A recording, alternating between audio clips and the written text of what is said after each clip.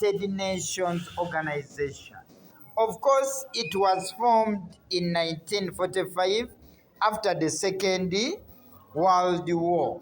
So that is United what? Nations organization. So friends, our hard discussion says, account for the failure of UNO to fulfill the objectives of its founders by 1970. So we are saying UNO was formed or was set up in 1945 by world nations. UNO was established mainly to maintain international peace and security through effective collective measures and diplomacy, to develop friendly relations among nations, to achieve international cooperation in solving international problems, and to harmonize the actions of nations in the attainment of common ends. By 1970, UNO had largely failed in achieving the above objectives that were set up by its founders. So we need to know the key reasons that explain the failure of UNO to fulfill the objectives of its founders.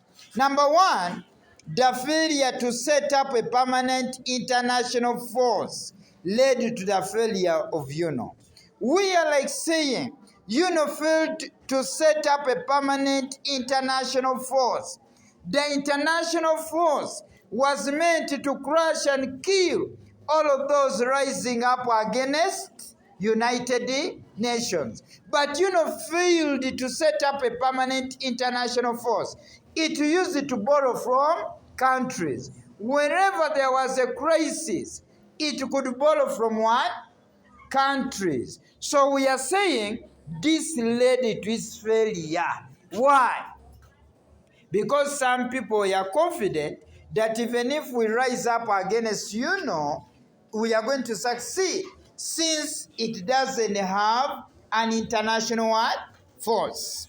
Another one, the conflict between the superpowers, that is USA and Russia. We believe by this time, USA and Russia were conflicting. How? USA was supporting capitalism. Russia was supporting communism, that is USSR, altogether. So by this time, the conflict among the big boys, that is USA and the USSR, explained the failure of UNO to fulfill the objectives of its founders. Because the countries that were meant to cooperate were conflicting against one another. Moreover, are the one that had the money. So it is this that led to its failure. Then we are like saying inadequate financial support. It is said all countries under UNO had to subscribe some money to make the work of UNO move on well. But there was inadequate financial resources. Some countries failed to pay their subscription. The question is, how was UNO going to solve its problems when countries were not contributing money to make the organization move on altogether? So it had what we call inadequate financial support. Then Russia's use of veto power frustrated the activities of United Nations. Russia had what we call veto power. Veto power meant that these countries were the major financiers of United Nations. So Russia used its veto power to turn against what UNO was saying, and nothing was done to it. Why? Because it had veto what? Veto power. Countries that had veto powers could make a decision without consulting others, because they were the major what? Financiers of United what? Nations. So that led to the failure of UNO. Then the continued aggression in the world weakened the UN. We are like saying today, the world had what we call continued aggression. Countries were attacking one another, and it was the responsibility of United Nations to stop the fightings. It meant by this time it had to use a lot of money to stop the what? The aggression. Since UNO was formed to promote peace and aggression was rising up in the world, this led to the failure of UNO to fulfill its what? Objectives. Because among its objectives was to promote peace and maintain peace anyway. Another one, the revival of arms race in Europe. One of the key issues that caused the Second World War was the revival of arms race. Because by this time, members of Berlin-Rome Torch Axis wanted to prove that they were stronger than the Allied powers come. And this caused the Second World War. After the war, they aimed at disarming countries. But it is said in this kind of arrangement that the arms race was revived.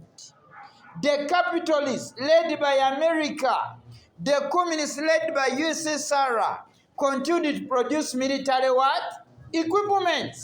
This led to the failure of UNO to fulfill its objectives. Because among its objectives was to promote peace and disarm what? Countries. But countries continue to produce dangerous military what? Equipment. And this explains the failure of UNO to fulfill its what? Objectives. Let me first explain. To fulfill its what? Objectives. As military equipment were produced, this meant that peace was not what? Was not promoted anyway. Another one, we are like saying the establishment of military alliances. I can say the communists formed the NATO, formed the Warsaw Pact. The capitalists had the NATO. The question is, were these military alliances formed to act as decorations on a wedding day, or just teams of football? Of course, no. They had a mission altogether. That's why NATO members could rise up against Warsaw Pact. So it is said the formation of military alliances like NATO for the capitalists, Warsaw Pact for the what? The communists, led to the failure of United what? To fulfill its objectives. Because among its objectives was to promote peace. Another one, of course, we are saying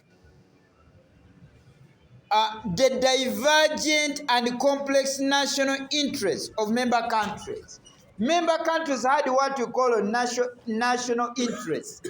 America wanted to be greater than Russia. Even Russia wanted to be greater than America. So they wasted a lot of time fighting for supremacy between the two nations.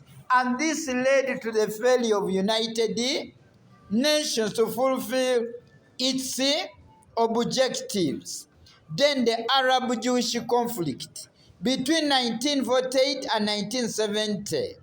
We are like saying the Arabs and the Jewish conflicted for so many years. I can tell you at one time Palestine with Israel conflicted. It was the role of United Nations to come and stop this conflict. But the conflict continued for so many years. So we are saying it is this that led to the failure of United Nations to fulfill its what? Objectives. Its what? Objectives. Another key point, the frequent occurrence of civil wars.